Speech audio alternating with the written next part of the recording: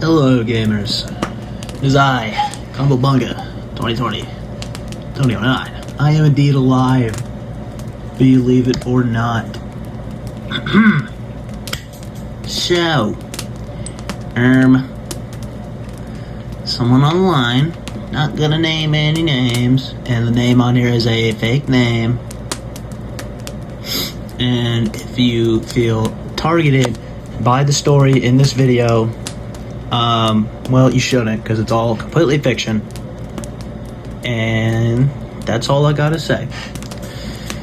This is a wonderful story of a small, weak, pathetic, worthless, waste of oxygen little femboy, submissive as well, beta male femboy named Tristan, falling in love with the 6'8", bronze-skinned, traps like mountain ridges and arms that seem to be built to wrap around a world and keep it safe. To be wrapped around a world and keep it safe.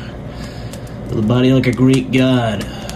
Man, the big, beautiful alpha male, Kumbabunga 2020-2009. That's me. Here's the story. I call it Kumbabunga 2020-2009 is a sexy, beautiful alpha male and dominates a submissive femboy named Tristan. I am not gay. I want to say that now. I do support the LGBTQ community. I am just not a part of it. This story is for silly giggles and whatnot, so let us begin. Tristan wasn't the kind of guy people noticed. He moved through the hallways like a whisper, his hoodie always up, eyes trained to the floor. He knew who he was. Quiet, reserved, hidden, and that was safer. At least it used to be. Until he arrived. Kumbabunga 2020-2009. A ridiculous gamer tag for a man who looked like a Greek god reimagined as a linebacker. 6'8", bronze skin with traps like mountain ridges and arms that seemed built to wrap around a world and keep it safe. He transferred to this gym one day out of nowhere, and from the first time Tristan saw him bench 3 plates like it was paper, his heart betrayed him. Tristan told himself it was just admiration. The way Tony moved with quiet dominance, the way people made room for him without a word, the way he always wore sweatpants, low on his hips like he didn't care that every eye in that place tracked his stride. He told himself it wasn't love, it wasn't need, until the day Tony saw him watching. "You always freeze for people like that?" Tony asked, voice deep like thunder under velvet. Tristan froze. I wasn't. Tony smirked, stepping closer.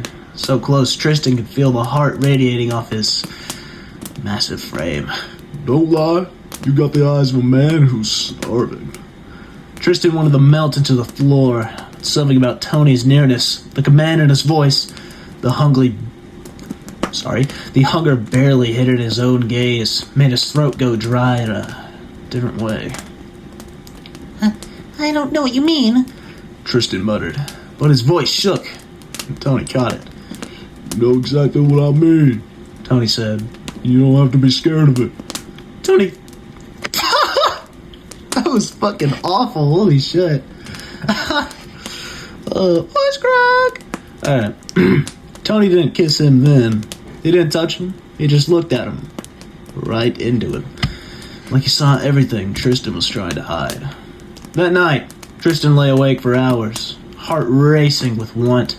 He dreamed of hands bigger than his head craning him like something precious, or lips against his neck, giving in. The next time they were alone in the locker room, Tony didn't ask. He backed Tristan gently into the row of lockers, leaning down until their breaths mingled.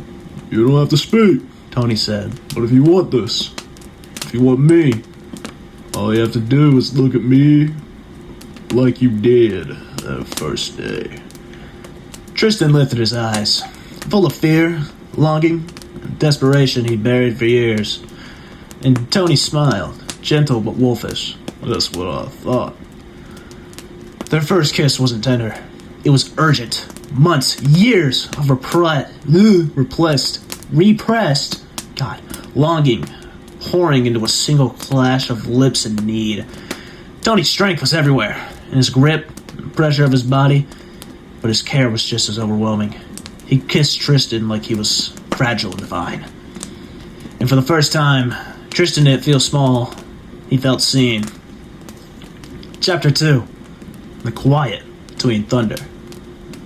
Tristan had never been touched like this. They were in Tony's apartment, a loft with tall ceilings, exposed brick, and a lingering scent of cedar wood and sweat. The door had barely clicked shut before Tony turned to him, eyes soft but burning with hunger held back for too long. "You sure?"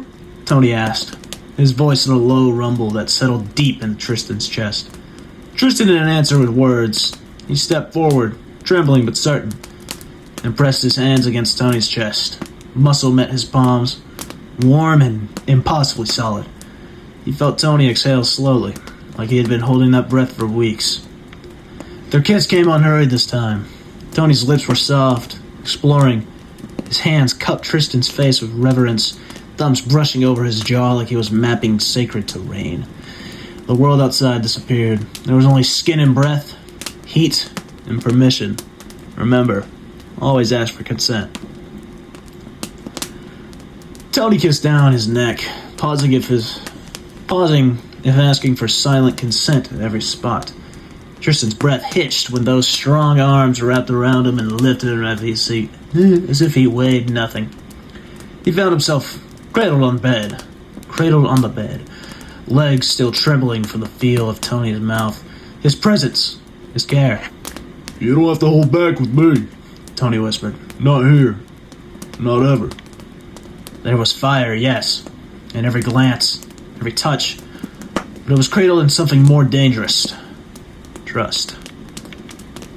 Tony didn't touch his body. He touched every hidden, frightened part of Tristan that had spent a lifetime pretending not to feel. As their clothes fell away, so did the masks.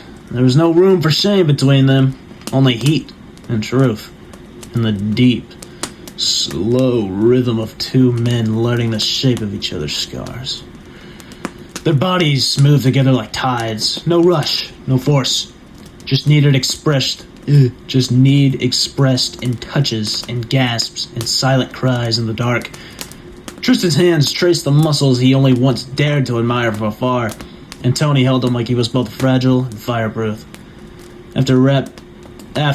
Wrapped in each other's arms, their skin damp and heat thudding in sync, Tristan whispered, I didn't think someone like you could ever want someone like me."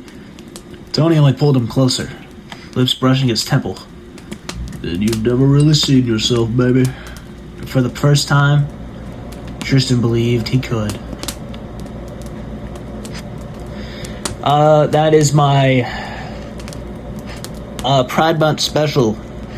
Yeah, we'll call it that. If you enjoyed this video, I'll probably write a gay love story about someone I hate every June. Celebrate Pride Month. Happy Pride Month, everybody. Show your pride. You matter. No matter what. No matter how low your life gets. Remember, Kamabunga, Tony 09, we'll always have your back.